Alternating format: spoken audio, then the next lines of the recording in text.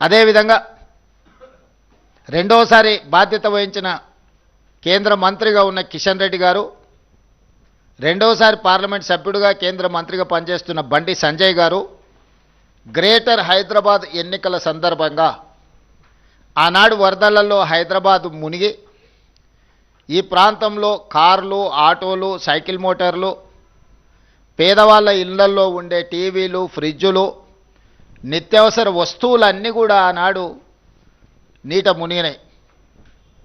ఆ ఎన్నికల సందర్భంగా కేంద్ర మంత్రి బండి సంజయ్ గారు, మీకు కారు పోతే కారు ఇస్తాం, ఆటో పోతే ఆటో ఇస్తాం, సైకిల్ మోటార్ పోతే సైకిల్ మోటార్ ఇస్తాం, మీ ఇళ్లల్లో మునిగిపోయిన వంట సామాగ్రితో సహా టీవీలు, ఫ్రిడ్జులు కూడా అన్నీ మేము కేంద్రం నుంచి నరేంద్ర మోడీ గారిని అడిగి నిధులు తీసుకొచ్చి హైదరాబాదు నీట మునిగిన బాధితులను ఆదుకుంటాము అని చెప్పి బండి సంజయ్ గారు ప్రచారం చేసిండ్రు. ఈ ప్రాంత పార్లమెంట్ సభ్యుడు కేంద్ర మంత్రి కిషన్ రెడ్డి గారు వాటిని ఆమోదించారు.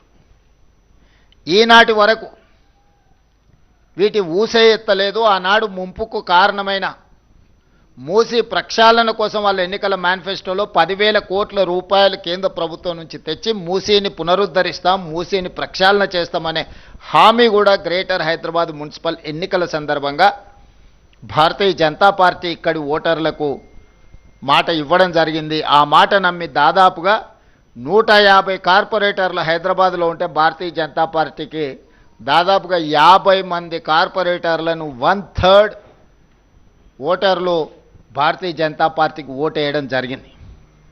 ఆనాటి నుంచి ఈనాటి వరకు బండి సంజయ్ గారు ఇచ్చిన బండి పోతే బండి, ఆటో పోతే ఆటో,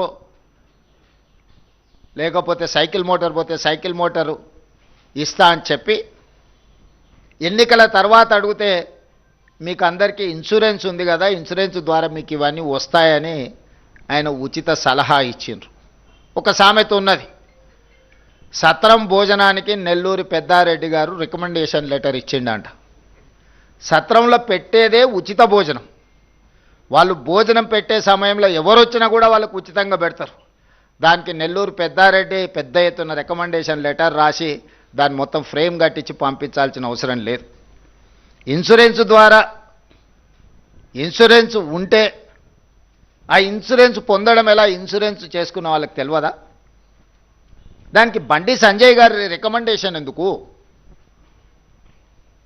ఈనాడు కూడా కిషన్ రెడ్డి గారు, బండి సంజయ్ గారు, భారతీయ జనతా పార్టీ జాతీయ అధ్యక్షుడు, పక్క రాష్ట్ర ముఖ్యమంత్రి ఫడ్నవీస్ గారు, బీజేపీ అధ్యక్షుడు రామచంద్రరావు గారు 3 సార్లు ప్రధానమంత్రిగా 12 సంవత్సరాల నుంచి కేంద్రంలో అధికారంలో ఉన్న బీజేపీ ఈరోజు మున్సిపల్లో ఓటు వేస్తే కేంద్రం నుంచి నిధులు తెచ్చి మేము అభివృద్ధి చేస్తామని మాట ఇస్తున్నారు. ఇది నమ్మశక్యమైన మాటనేనా? మిమ్మల్ని నమ్మొచ్చా? 12 సంవత్సరాల మీ గత చరిత్రను చూసిన తర్వాత తెలంగాణ సమాజం ఇంకా మిమ్మల్ని నమ్మి మోసపోవాలని, నమ్మించి మోసం చేయాలని ఈరోజు మీరు ఓటర్లను ఓట్లు అడుగుతున్నారు అని అంటే ఇది తెలంగాణ ఓటర్లను, తెలంగాణ ప్రజలను అవమానించినట్టు కాదా?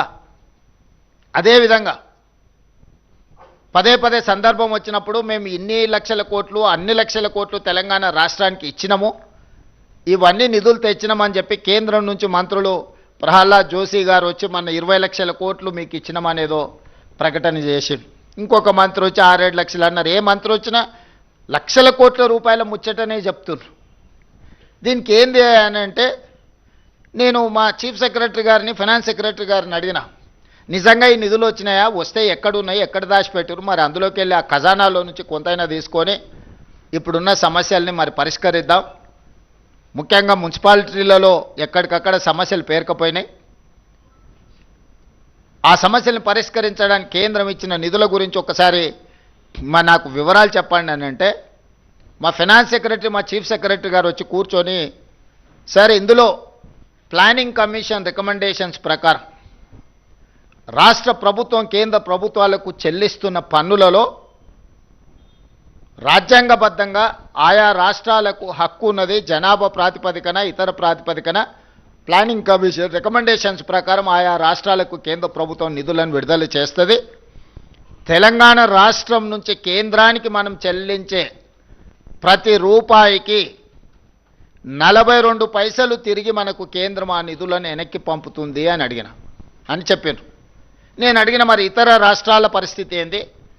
తెలంగాణ రాష్ట్రానికి కేంద్రానికి తెలంగాణ రాష్ట్ర ప్రజలు ₹1 తెలంగాణ రాష్ట్ర ప్రభుత్వం ₹1 పన్నుల రూపంలో చెల్లిస్తే అందులో నుంచి 58 పైసలు కేంద్ర ప్రభుత్వం పట్టుకొని తెలంగాణకు 42 పైసలు ఇస్తున్నారు అని చెప్పాను. అప్పుడు నేను మిగతా తెలంగాణ రాష్ట్రంలో కర్ణాటకకి ఎంత వస్తున్నది అని అడిగిన. ₹1 కర్ణాటక చెల్లిస్తే 16 పైసలు కర్ణాటకకి ఇస్తున్నారు. తమిళనాడుకి ఎంత ఇస్తున్నారు అని అంటే ₹1 చెల్లిస్తే తమిళనాడుకి 26 పైసలు ఇస్తున్నారు. తెలంగాణకు 42 పైసలు ఇస్తున్నారు. కేరళకు 49 పైసలు ఇస్తున్నారు. దక్షిణాది రాష్ట్రాలైన కర్ణాటకకి ₹1 కేంద్రానికి పన్ను చెల్లిస్తే 16 పైసలు తిరిగి మనకు పథకాల రూపంలో వస్తున్నాయి. తమిళనాడు ₹1 చెల్లిస్తే తమిళనాడుకు 26 పైసలు వస్తున్నాయి. తెలంగాణ రాష్ట్రానికి 42 పైసలు వస్తున్నాయి ₹1కి.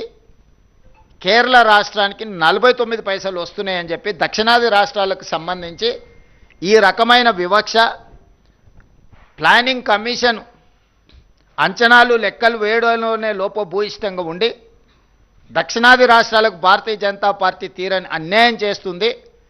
మనకు రావాల్సిన నిధులు మన వాటా సక్రమంగా దక్కడం లేదు అని చెప్పి అధికారిక లెక్కలు చెప్పారు. సరే మంచిది, మరి ఉత్తరాది రాష్ట్రాలు బీజేపీ అధికారంలో ఉన్న రాష్ట్రాల పరిస్థితి ఏంది అని అడిగినప్పుడు బీహార్ రాష్ట్రం ₹1 పన్ను చెల్లిస్తే